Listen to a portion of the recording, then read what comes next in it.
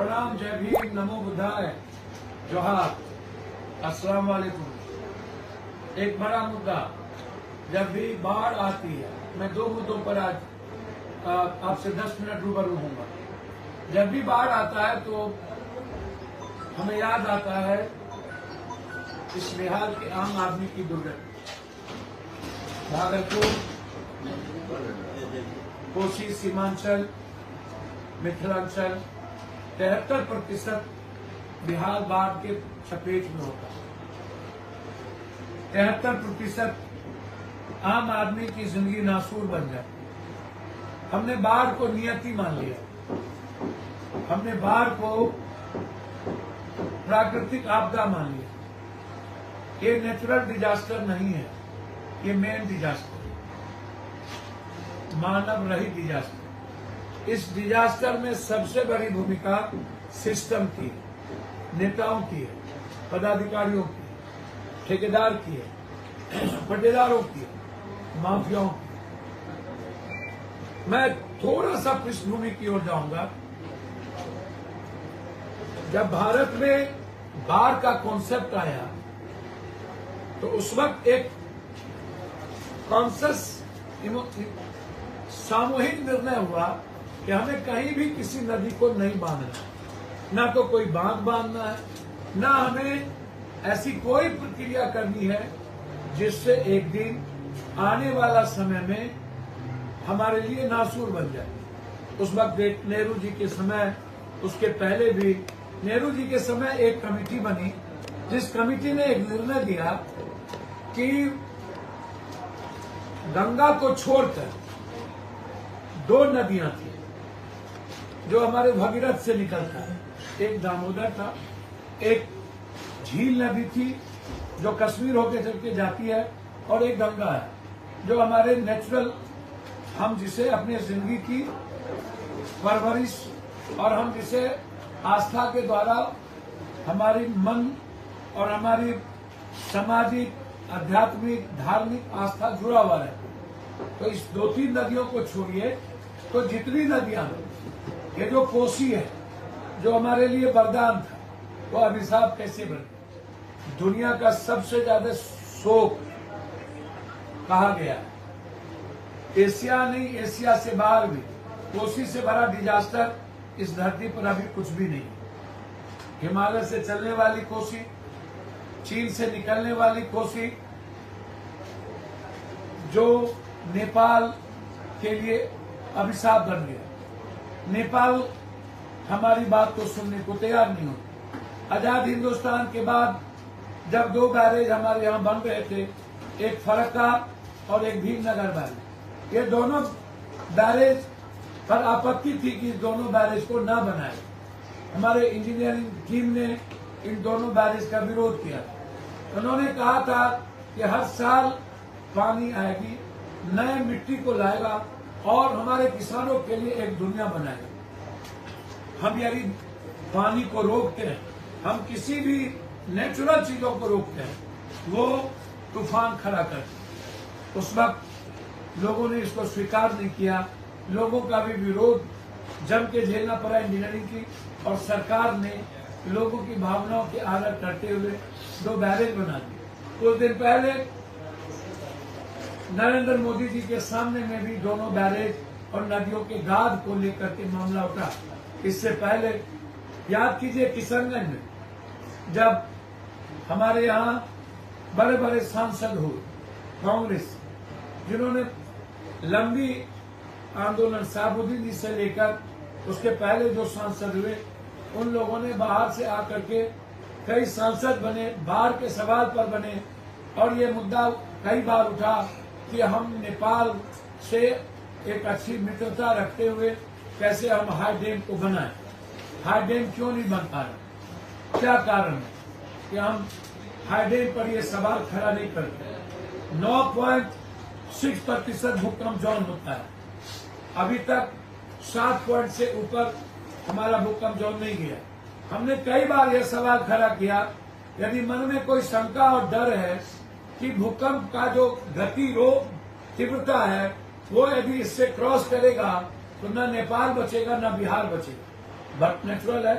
जब आप डैम बनाइएगा और वह डैम भूकंप के कारण टूटता है तो एक साथ कम से कम 30,000 फीट पानी के साथ वो पानी आएगा। नेपाल खत को खत्म करते हुए लगभग बिहार के जिले, उत्तर भारत के जिले रातों रात हम खत्म हो जाएंगे। यह सवाल मैंने कई बार उठाया कि जिस तरीके से गाद का जमाव भीमनगर बैरेज और गंगा के गाद का जमाव फरक्का पर हुआ है, वह पानी समुद्र में नहीं जाता। भीमनगर बैरेज पर गाद जो जमा, अब स्थिति यह है कि जिसका नवीनीकरण होना था, जिसका चौड़ीकरण होना था, अभी क्या हुआ, लोगों ने कुछ पैसे दे दिए और उसकी कोसी मेथी का नाम दे दिया। अब सोचिए कितना अनप्रैक्टिकल चीज है।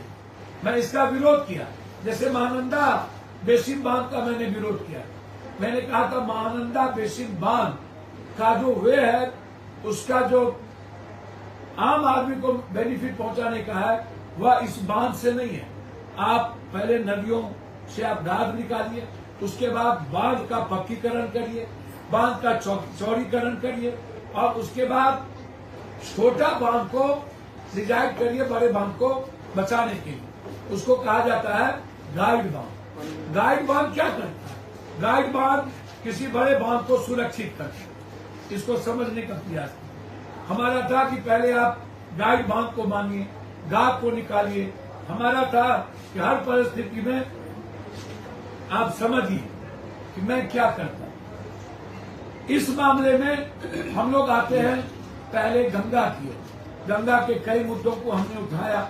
हमने कहा कि गंगा कोसी में आकर के कुर्सेला के पास मिलती है, यानी गंगा ऊंचा हो गया, गांव नीचे होगी। पहले गांव ऊंचा था, नदी नीचे। पहले हमारे पास सैफन था, हमारे पास कई जगह थे जहां हम गांव के पानी को निकालते थे। अब नतीजा क्या है कि हमने लगभग सैफन को बंद कर दिया, क्योंकि गांव नीचे चला गया। डेवलपमेंट के नाम पर हमारी पीडब्ल्यूडी, हमारे पास एनएच, हमारे पास आरडब्ल्यूडी, हमारे पास ग्रामीण, हमारे पास शहरी, इतने सारे रोडें बन गए। नतीजा हुआ कि जो गांव थी, गांव का जो वर्षा का पानी था, गांव में जो पानी आता था, वाटर इरिगेशन होता था, वह गांव में ही रह गया। अब गांव से पानी निकालने की कोई व्यवस्था नहीं बची। लगभग नदियों पर, बिहार के नदियों पर माफियाओं ने बिना किसी सीओ और बीडीओ से मिलकर के नदी की जमीन खरीद कर एनडीटी के विरोध वहां पर बड़ी बड़ी पक्का महल बन गए। शहर में भी कोई नदी निकासी का व्यवस्था नहीं रह गया। अब सोचिए, हम खत्म करने की तैयारी कर रहे हैं कि हमने कई बार ये सवाल किया। पानी जब समुद्र में नहीं जाएगा तो बैक करेगा, जब वो बैक करेगा तो बाढ़ लाएगा। हम बराबर इस बात को कहते हैं कि गाद पर ध्यान देने की जरूरत, पुराने बांध को पक्कीकरण करने की जरूरत। नतीजा क्या है कि हम सालों भर एंटी इरोजन का काम करते हैं। क्या करते हैं? एंटी इरोजन समझते हैं आप नहीं समझते। सरकार सालों भर 2,000-3,000 करोड़ 10,000 करोड़ रुपया खर्च करता है बिहार पर सिंचाई विभाग। वो याद रखिएगा, ये जो सिंचाई विभाग है ये लूट विभाग। ये जितना टेंडर होता है ये किचन रूम और बेडरूम को भरने के लिए, घर भरने के लिए, आप इसको समझिएगा मेरी बात। यह मानव रहित डिजास्टर हम तोड़ते हैं। हम मूसा के बिल को छोड़ देते। हम पक्कीकरण किए होते तो आज एक छोटा सा छेद हमारे लिए बाढ़ का कारण नहीं बनता। आप इस बात को समझने को तैयार नहीं है। जितना हिमालय पहाड़ की बड़ी बड़ी पत्थरें चलते चलते वह कंकर में भर के गाद बन गया और वह इतना प्रेशर डाला हुआ है बीरपुर बैरेज पर। आप कह रहे हैं कि हम नए बैरेज को जयनगर में बनाएंगे। भैया, जब तक बड़े बड़े कैनाल को आप पक्कीकरण करके शहर को पक्कीकरण नहीं करिएगा, आप नेपाल से सीधा, नेपाल, आप बिहार की बात कर रहे हैं, आप कह रहे हैं कि सीमांचल कोसी का जो पानी है जब बाढ़ आएगा तो उसको हम सीमांचल, इसी को कहा जाता है कोसी मेथी टेंडर या जो नियम बने हैं। तो आप बाढ़ में, हम बाढ़ में डूबे हुए हैं, और बाढ़ में डूबने पर आप हमको और पानी छोड़ दीजिएगा तो हम मर जाएंगे। तो आप कोसी नदी का जो नियम है ये तो बिल्कुल गलत है। महानंदा को आप जिस तरीके से बांधन कटिहार को लेकर के अररिया तक बांधना चाहते हैं, पूरा का पूरा गांव बाढ़ में डूबा रहेगा, हमारी खेती नहीं होगी और हम सुरक्षित नहीं रहेंगे। तो आप नॉन पॉलिटिकल तरीके से कोई काम को करते, आप ह्यूमन बीइंग किस तरीके से डेवलप करे नहीं करते। हमारे साथ गोपाल मंडल जी बैठे, माननीय विधायक जो हमेशा प्रखर आवाज रहे हैं, लगातार नौगछिया भागलपुर इस इलाके के मुद्दों को जब समाज गरीब गुरबा जब डूबता है उस मामले अभी हमारे सोबर प्रखंड मसाड़ू गांव जहां पर हमारे बेटे गोपाल मंडल जी के बड़े लड़के लगातार 5 दिनों से लगभग आप जोड़ लीजिए 120 घंटा से ऊपर ये समय भूख हड़ताल पर बैठे। सरकार हमारे सरकार के विधायक है और सरकार के कामों को जो लूटा है उसके लिए सरकार से कोई ये बता रहे हैं, कोई कलेक्टर कोई एसडीओ सुनने वाला नहीं। हर हर महादेव। नमस्कार, मैं हूँ देवी और हर वर्ष की भांति इस वर्ष भी कहलगांव से वासुकीनाथ धाम पैदल यात्रा पड़ाव संघ के साथ 71 फीट कांवड़ यात्रा नदिया टोला से निकाली जा रही है और इस यात्रा में आप सभी लोग सम्मिलित होकर इस यात्रा को सफल बनाएं और विशेष धन्यवाद देना चाहती हूं एसके म्यूजिकल ग्रुप नदिया टोला। विधायक को नहीं सुने गए, सही कहा किसी ने कि ये गुंडा इंस्पेक्टर राज बन गया, ये अब जनप्रतिनिधि राज नहीं रहा, ये जो राज बनता जा रहा है कलेक्टर और एसडीओ सीओ का, ये क्या इसीलिए इस सरकार की व्यवस्था के बारे में हम बताना चाहते, क्योंकि हम नहीं बोलेंगे कि सरकार को जाना चाहिए नहीं जाना चाहिए, क्योंकि हमारे साथ मेरे भाई आज हम एक मुद्दों पर एक हुए, यहाँ पर हम राजनीति नहीं करें, क्योंकि ये सरकार के साथ मैं सिर्फ इतना कहूंगा कि मैं चाहता हूं आशीष मंडल जो मेरा बेटा है लगातार वहां बैठा हुआ, सीओ ने जब कटाव हो रहा था इसके पूर्व तभी आया था कि कटाव की जगह दूसरी जमीन देंगे और जो कट रहा है उस कटाव जमीन के दाम पर 1,20,000 रुपया मुआवजा दिया जाएगा। न तो मुआवजा मिली न तो को जगह मिला और अब 10% मात्र वो गांव बच गया। ये जवाब कौन देगा, ये अधिकार की लड़ाई कौन लड़ेगा। और लगातार जब कोई समाज सेवी लड़ रहा है तो मैं आपसे पूछना चाहता हूं क्या बनता है। इसलिए मैं वादा करता हूं आपको, मैं बार बार कहता हूं कि एंटी इरोजन के बाद फ्लड फाइटिंग सिर्फ ठेकेदार को लूटने के लिए। एंटी इरोजन जो अस्पर का काम होता है, जब आप सालों भर अस्पर का काम करते हैं फिर वो अस्पर फ्लड फाइटिंग में टूट कैसे जाता है। आप 70 करोड़ 100 करोड़ रुपया एक अस्पर पर लगाते हैं।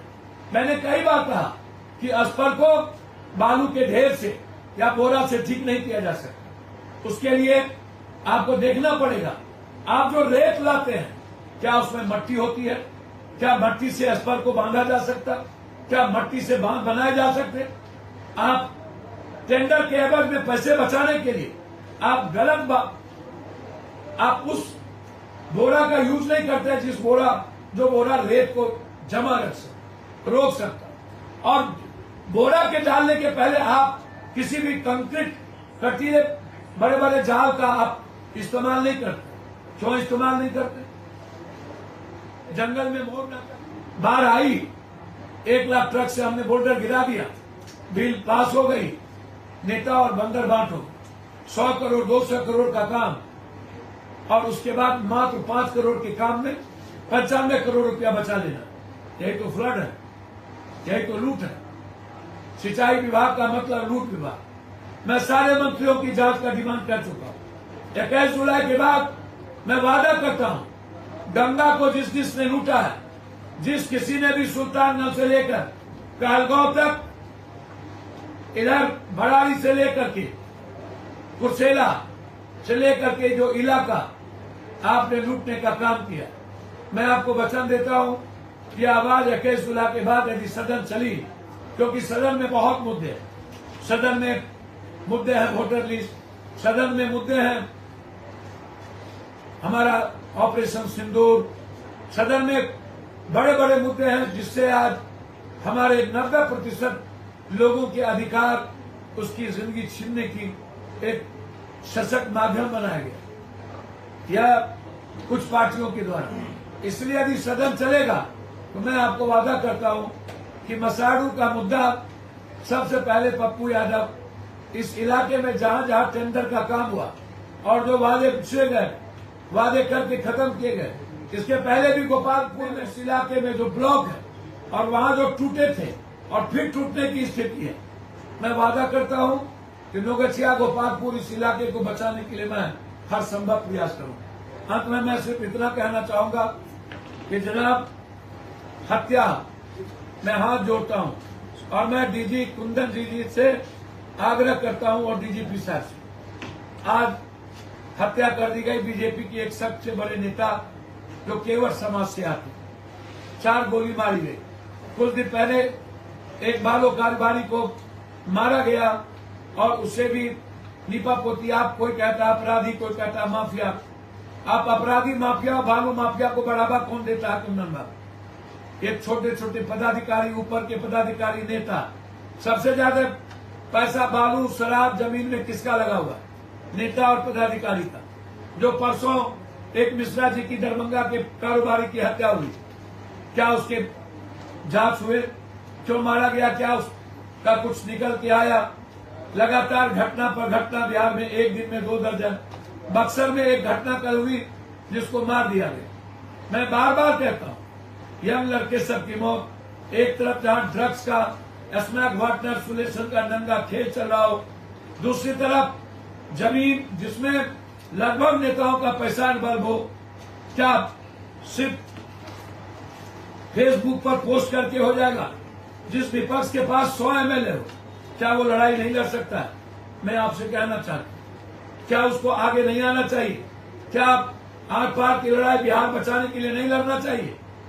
मैं आग्रह करूंगा विपक्ष से, सिर्फ दोषारोपण देना, सिर्फ फेसबुक पर लिख देना या गलत प्रवृत्ति। हम चाहेंगे कि जो नेता ऐसा ही है क्या? कुछ चेंज नहीं है? चेंज है तो नहीं कैसा प्लेस है?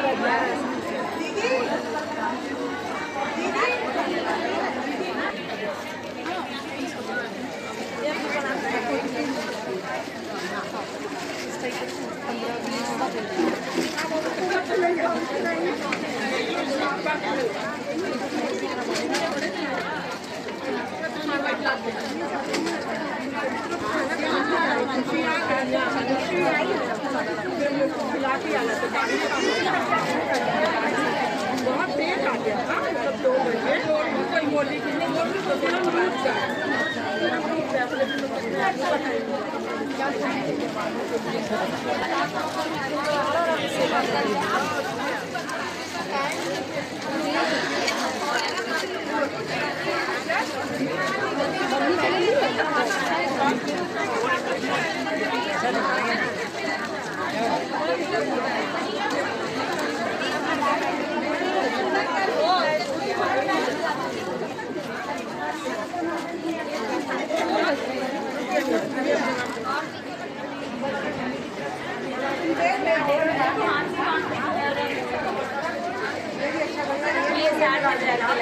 दीदी ये ना कहीं किसी को पार्टीज में भी पहन सकते हैं, ये वैसा भी ये वैसा भी या पार्टी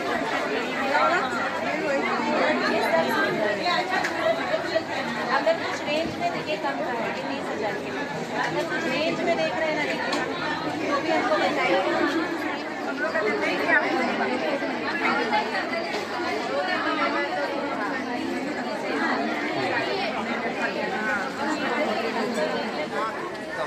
ताकि आदमी आए और जाए, हमें कोई दिक्कत नहीं। लाखों का भीड़ रखता है। पुलिस साहब कोई दिक्कत है कोऑर्डिनेशन में आपको? अभी शाम कराइए आप जी के बताया कि हाँ